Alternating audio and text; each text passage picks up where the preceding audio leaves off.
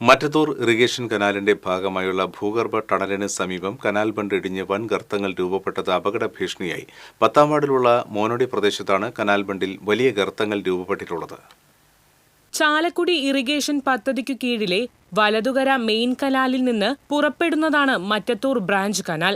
കോടശ്ശേരി പഞ്ചായത്തിലെ മാരാങ്കോട് നിന്ന് ആരംഭിച്ച് മറ്റത്തൂർ പറപ്പൂക്കര പഞ്ചായത്തുകളുടെ അതിർത്തിയിലുള്ള ചോങ്കുളത്തിൽ അവസാനിക്കുന്ന മറ്റത്തൂർ ഇറിഗേഷൻ കനാലിന് 19 കിലോമീറ്ററോളം നീളമുണ്ട്.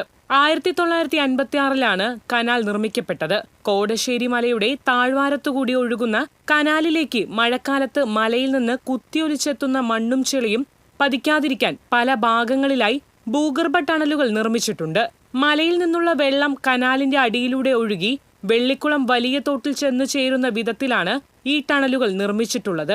മോനോടിയിൽ നിർമ്മിച്ചിട്ടുള്ള ടണലിനു സമീപത്താണ് കനാലിന്റെ ഇരുബണ്ടുകളിലുമായി മണ്ണിടിഞ്ഞ് ഗർത്തങ്ങൾ രൂപപ്പെട്ടിട്ടുള്ളത്. കനാലിൽ പൂർണ്ണതോതിൽ വെള്ളം തുറന്നുവിടുമ്പോൾ ബണ്ടിൽ രൂപപ്പെട്ടിട്ടുള്ള വിള്ളലുകൾ വഴി വെള്ളം ചോർന്നൊഴുകി ഭൂഗർഭ ടണലിൽ എത്തുകയാണ്. ഇതുമൂലം മഴക്കാലത്ത് മാത്രം വെള്ളം ഒഴുക്കേണ്ട അണ്ടർ ടണലിലൂടെ കൊടിയ വേനലിലും കനാൽ വെള്ളം ഒഴുകി നഷ്ടപ്പെടുകയാണ്. കനാൽ വെള്ളം നഷ്ടമാകുന്നതിലുപരി മണ്ണിടിഞ്ഞ് ഗർത്തങ്ങൾ രൂപപ്പെട്ടത് ബണ്ട് റോഡിലൂടെയുള്ള യാത്രാപകടം നിറഞ്ഞതാകുന്നു. ഇവിടുത്തെ ഈ യൂട്ടി വളരെ അപകടാവസ്ഥയിലാണ്. ഇതിലെ കുട്ടികൾ നടന്നു പോയാലോ അല്ലെങ്കിൽ ഒരു ബൈക്ക് കൊണ്ടുപോയാലോ 2 സൈഡ് ബണ്ടും ഇടിഞ്ഞു പോയി എപ്പോഴെങ്കിലും അതിലേക്ക് ആളുകൾ പോകാവുന്ന ഒരവസ്ഥയിൽ നിലനിൽക്കുന്നുണ്ട്. ഇതിനൊരു ശാശ്വത പരിഹാരം ഉണ്ടാക്കണം. ഭാരവാഹനങ്ങൾ ഇതുവഴി വന്നാൽ ബണ്ടിടിഞ്ഞ് കനാലിലേക്ക് മറിയാൻ സാധ്യതയുള്ളതായി പ്രദേശവാസികൾ പറഞ്ഞു.